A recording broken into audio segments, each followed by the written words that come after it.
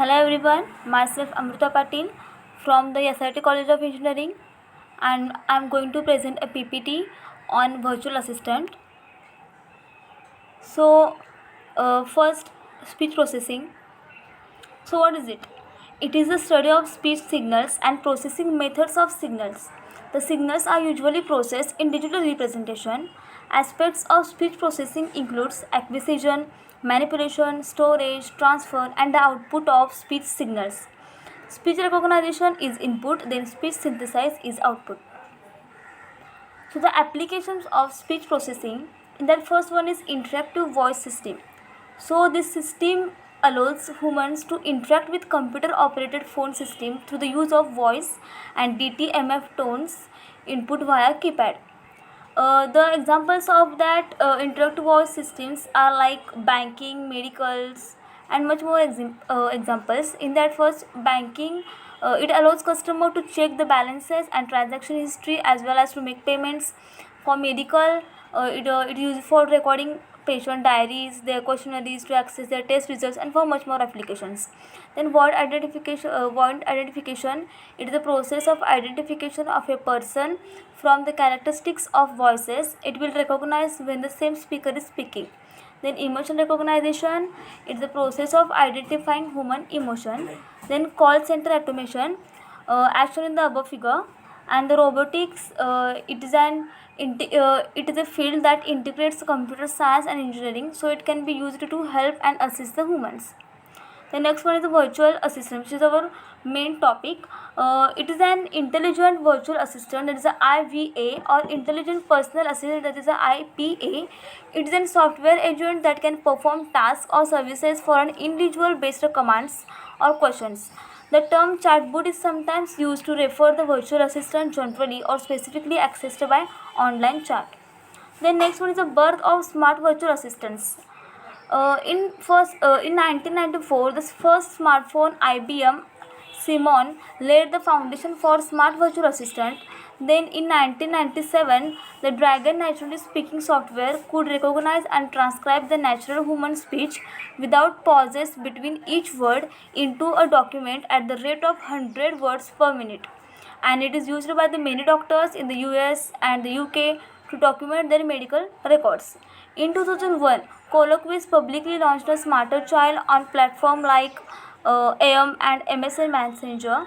In 2011, the first modern digital virtual assistant was introduced as Siri, which is a feature of iPhone 4S to perform tasks like sending messages, make a phone calls, checking weather or setting an alarm, and etc. etc.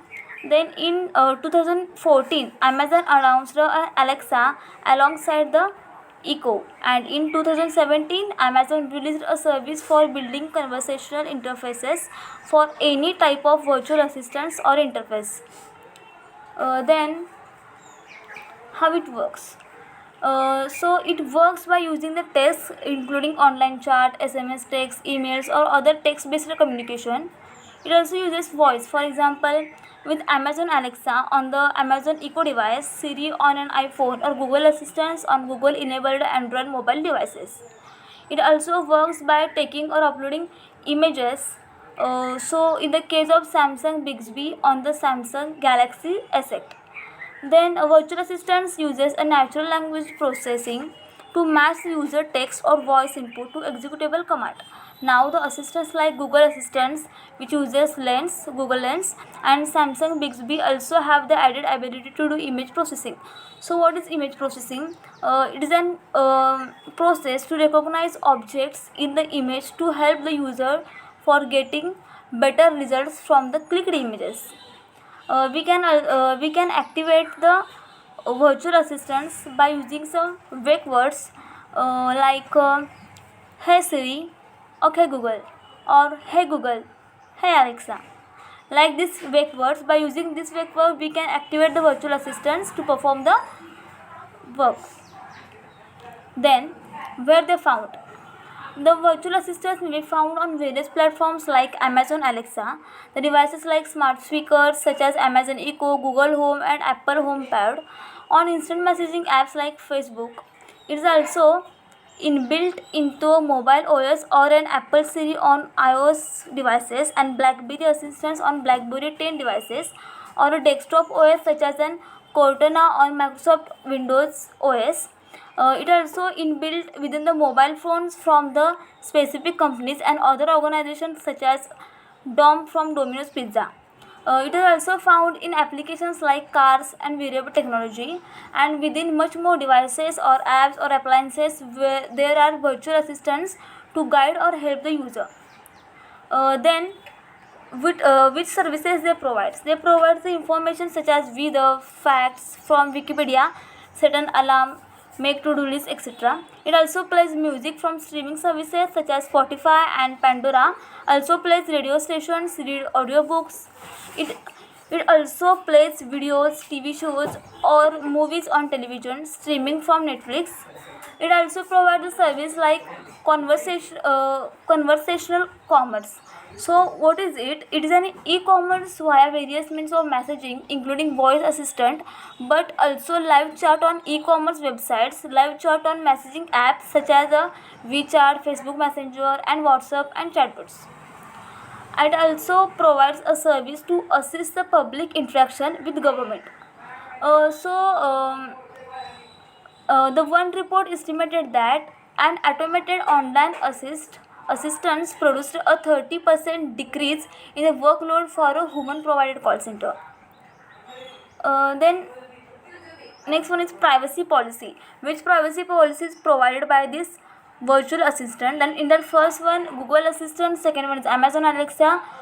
These two assistants provide the policy that it listens to you what your conversation, and when you use its wake word, it starts recording the conversation after the call of wake word, and it also sends that recording to the cloud to improve the performance of assistants. But the Apple Siri does not record the your conversation and not send to the cloud, because it only do whatever you want to do. So if you says Apple Siri to read the newspaper, it only reads without the server's interference. Then beneficial. How it is beneficial for us? Because it makes a voice communication which is more convenient and more faster. It is more convenient because there are some sectors where voice is the only way of possible communication, and more generally it allows to free up both hands and vision potentially for doing another activity in parallel, or helps also disabled people.